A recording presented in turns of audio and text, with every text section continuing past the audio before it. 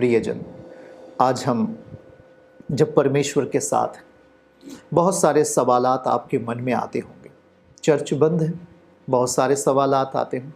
आज भी मैं उनसे प्रेम करता हूँ जो हमें सता रहे हैं, आज भी हम उनसे प्रेम करते हैं जो आपको सता रहे हैं, आज भी हम सब उनसे मोहब्बत करते हैं, उनका आदर करते हैं।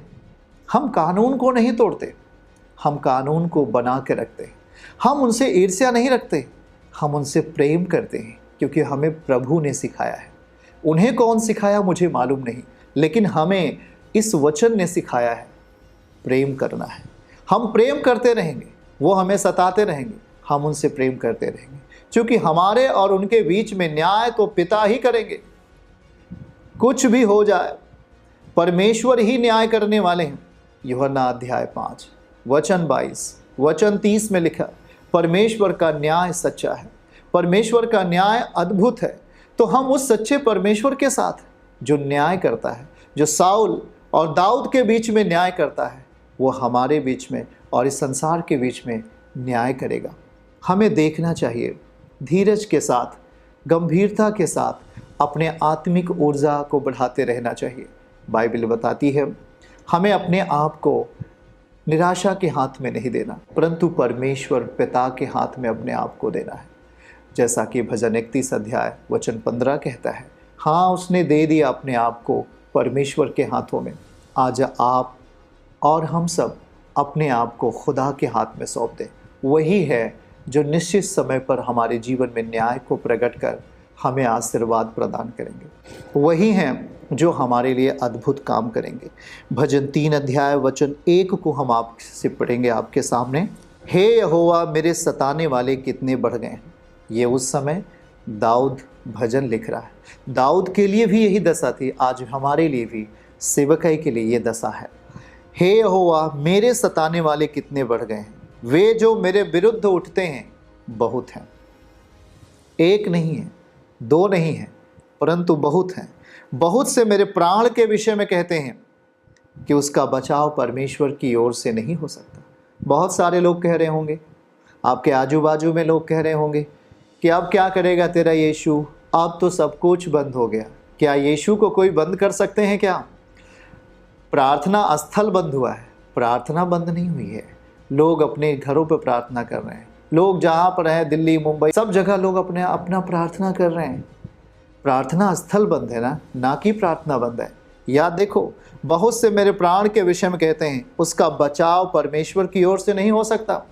ऐसे बहुत सारे लोग कह रहे हैं, परंतु दाऊद क्या कह रहा है, हम क्या कह रहे हैं, आप क्या कह रहे हैं? हे यहोवा तू तो मेरे चारों ओर मेरी ढाल है, तू मेरी महिमा और मेरे मस्तक का ऊंचा करने वाला है। यह एक निश्चित समय है, जो चीज़ होगा। मैं ऊंचे शब्द से यहोवा को पुकारता हूँ और वह अपने पवित्र पर्वत पर से हमें उत्तर देता है। यह देख लो, वो उत्तर देने के लिए तैयार है, वो बेचैनी को दूर करने के लिए तैयार है। बहुत सारे लोग क्या कह रहे हैं, हमारी भलाई हो ही नहीं सकती।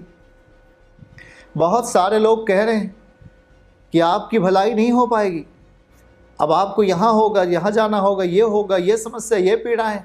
बहुत सारे लोग बहुत सारी नकारात्मक चीज़ों को कहकर आपके विश्वास के जीवन को, आपके उम्मीदों से भरे जीवन को घटी में लेके जाना चाहते हैं। लोग कह रहे हैं कि हमारी भलाई वहाँ नहीं हो सकती। दाऊद से भी ये लोग कह रहे थे हमारी भलाई वहाँ नहीं हो सकती।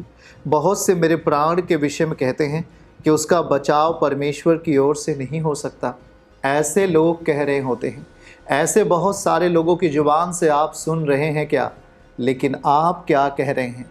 हे परमेश्वर, हे यहोवा तू तो मेरे चारों ओर मेरी ढाल है, तू मेरी महिमा और मेरे मस्तक का ऊंचा करने वाला है। ये है परमेश्वर की जुबान। हाँ, प्रभु हमारे सर को ऊंचा करने जा रहा है। प्रभु आपके सर को ऊंचा करने जा रहा है, क्योंकि याद रहे परमेश्वर हमारे लिए इंतज़ाम करता है। खुदा हमारे लिए इंतज़ाम करता है। प्रभु हमारे जीवन को सदा अपने पास रखता है। भजन संहिता 14 अध्याय और आयत 5 में बाइबल क्या कहती है, हम उसे अवश्य ही पढ़ेंगे आपके लिए। वचन में लिखा है परमेश्वर किसके बीच में रहता है, लिखा है वहाँ उन पर भय छा गया। चौथे से ही पढ़ लेंगे, क्या किसी अनर्थकारी को कुछ ज्ञान नहीं रहता?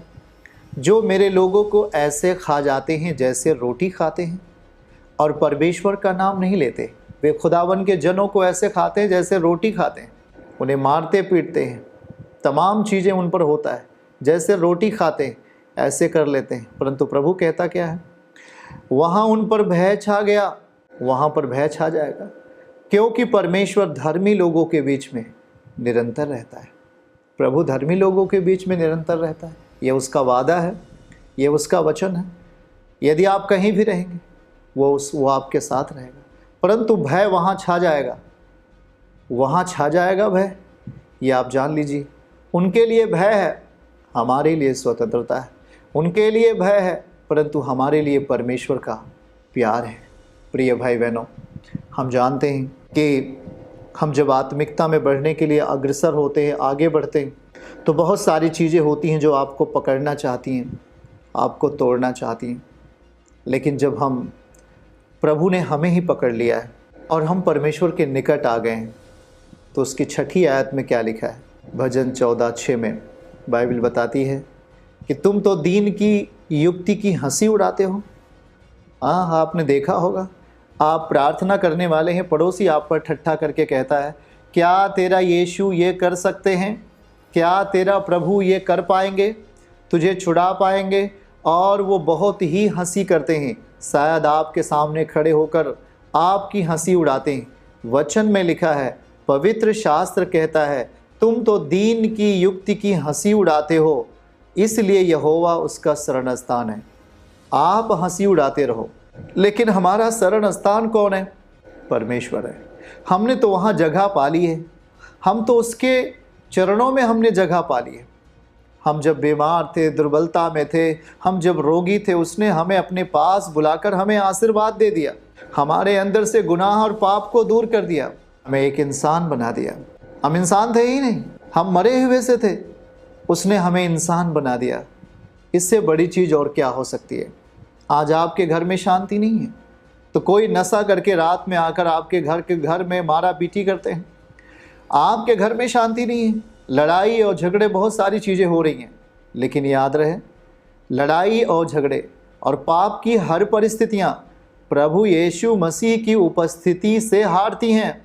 कितनी ही बड़ी समस्या क्यों न हो, लेकिन आपके धैर्य रखने के कारण, आपके भरोसा रखने के कारण, आपके विश्वास करने के कारण, आपके जीवित उम्मीद के कारण वो समस्या को आप हटते हुए देखोगे। बाइबल क्या कहती है? वचन में लिखा है कि जब प्रभु यीशु मसीह बैतनिय्याह जाते थे तो वो लाजर के यहाँ रुकते थे, और लाजर की जो बहन थी मरियम, वो प्रभु के चरणों में बैठकर वचन सुनती थी, प्रभु को धन्यवाद देती थी। लेकिन उसकी दूसरी जो बहन थी मार्था, वो परेशान रहती थी।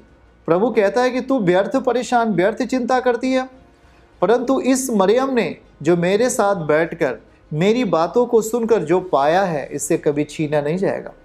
और ये जब भी ये मरियम प्रभु को देखती है, उसके चरणों में होती है।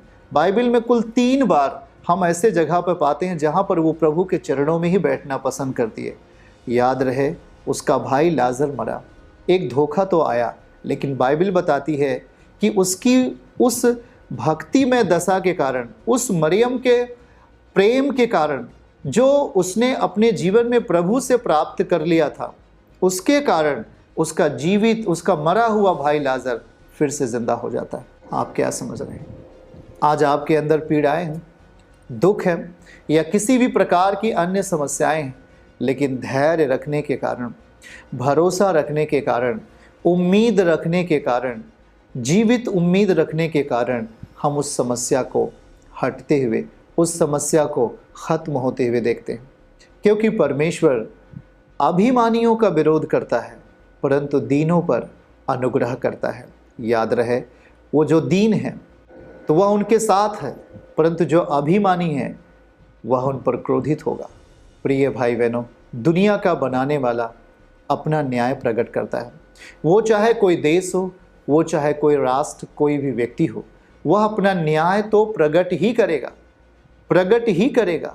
जो उस पर भरोसा रखते हैं उनके लिए वो अपने आप को जाहिर करता है। जो उस पर भरोसा नहीं रखते हैं वो उस पर अलग तरीके से जाहिर होता है। प्रिय भाई बहनों, बाइबल का वचन कहता क्या है, हम इसे देखेंगे। भजन 4 वचन 3 में हम पढ़ेंगे तो उसने लिखा, यह जान रखो परमेश्वर अपने लोगों को संसार से अलग कर लेता है, और जब वो पुकारेंगे, दाऊद कहता है, जब मैं यहोवा को पुकारूंगा वह मेरी सुन लेगा। हे भाई और बहन, जो भी कठिनाई का समय चल रहा है, जो भी परिस्थितियां विपरीत हैं, इससे हार नहीं मानना चाहिए। प्रभु कहते हैं, अपने आप को, अपने प्राणों को सृजनहार के हाथ में सौंप दे। वही है जो निश्चित समय पर हमारे लिए जीवित उम्मीद को प्रकट करेगा। चर्च की सभी प्रार्थनाओं को और परमेश्वर के दास के द्वारा टीचिंग सुनने के लिए और अपडेट्स को जानने के लिए हमारे इस चैनल को सब्सक्राइब करें और साथ में बेल आइकन को जरूर दबाएं, ताकि जब भी लाइव प्रार्थना हो तो सबसे पहले आप देख सकें।